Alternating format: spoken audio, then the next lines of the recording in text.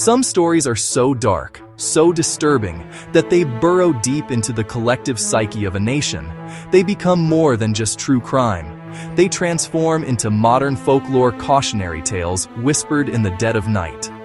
The story of Ed Gein is one such tale. His name alone conjures images of unimaginable dread, of a quiet man whose private world was a landscape of death and depravity. In the cold November of 1957, the world was introduced to the horrors hidden away in a remote Wisconsin farmhouse. What authorities discovered there was not just a crime scene, but a violation of the natural order, a descent into madness that would forever change the face of American horror and leave a permanent scar on our culture. The case of Edward Theodore Gein was shocking, not merely because of the violence, but because of its sheer strangeness. Edward Gein was born into a world of isolation and control in La Crosse County, Wisconsin, in 1906. His family life was dominated by his mother, Augusta Gein, a fanatically religious and domineering woman who loathed the outside world. She saw sin and corruption everywhere she looked. Augusta preached to her two sons, Henry, the younger Eddie, about the evils of drinking and the inherent immorality of women. She was their only real source of information. His father, George, was a timid alcoholic whom Augusta held in complete contempt. She became the sole, unchallengeable authority. In 1914, Augusta moved them to a secluded 160-acre farm outside the small, quiet town of Plainfield. This was deliberate isolation.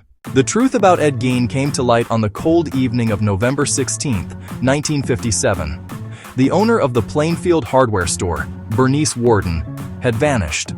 Her son, Deputy Sheriff Frank Worden, told investigators that Gein had been in the store the previous evening, near closing time. He mentioned that Gein had said he would be back the next morning to buy a gallon of antifreeze. A receipt for antifreeze was the last one Bernice had written. This small, mundane detail was the thread that would unravel a story of unimaginable depravity. Sheriff Art Schlee and his deputies drove out to the Gein farm under the cover of darkness. Investigators standing outside the Gein house, their flashlights cutting through the darkness of the night. The property was neglected and decaying, a fitting exterior for the secrets held within. Finding the doors to the house locked, they broke in through a shed. The first thing they encountered was the hanging headless body of Bernice Worden. She had been shot with a .22 caliber rifle and then horrifically mutilated, dressed out like a deer. The sight was so shocking that they struggled to comprehend what they were seeing. This gruesome discovery was only the beginning. It was the gateway into Ed Gein's private world. They found skulls turned into soup bowls, a chair upholstered with human skin, leggings made from the skin of human legs, masks created from the preserved faces of dead women, a belt made from human nipples, a lampshade crafted from a human face.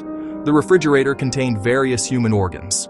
A box held 9 vulvas, painted and preserved. The house was not just a home, it was a museum of the dead. The sheer volume of human remains was staggering. They realized the horrors went far beyond the murder of Bernice Worden. Ed Gein was not just a killer, he was a grave robber, a ghoul who plundered the final resting places of the recently deceased. He had been visiting local cemeteries for years, exhuming the bodies of middle-aged women who resembled his late mother, Augusta. The gruesome details of Ed Gein's crimes sent a shockwave through American culture, and soon his story inspired fiction. The first and most direct adaptation came from author Robert Bloch. Bloch was living just 35 miles away when the story broke. He was already writing about a seemingly harmless motel owner with a dark secret.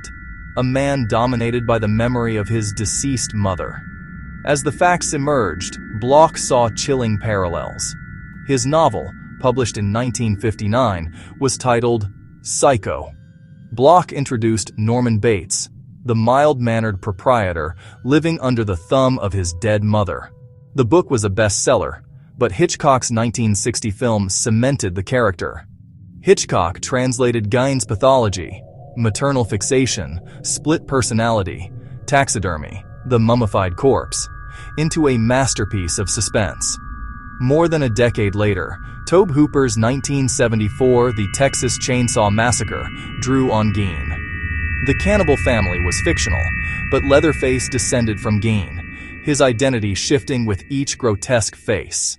Set design echoed Gein's farmhouse, bone furniture, grim decor, birthing a rural, primitive horror. For the small, tight-knit community of Plainfield, the discovery of Ed Gein's activities was cataclysmic. This was a town of just under 700 people. Everyone knew each other. Doors were left unlocked. Violent crime was virtually non-existent. Gein was a familiar, if eccentric, figure. A local handyman who even babysat for neighbors. The revelation shattered the town's sense of security and innocence. Media descended.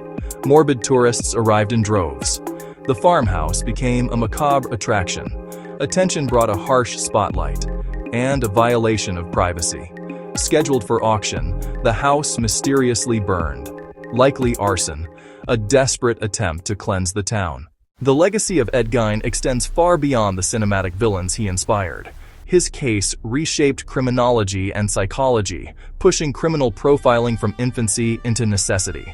Found unfit, he was committed, later tried and found guilty of Bernice Worden's murder, yet legally insane, spending his life in institutions until 1984. He was buried in an unmarked grave, just feet from graves he had once desecrated. He embodies a particularly American horror, rural, isolated, born of familial dysfunction. A reminder that the most terrifying monsters can live behind an ordinary door. Ultimately, his story violates sacred taboos and forces us to ask enduring questions about the nature of evil. His shadow lingers, a warning and a wound,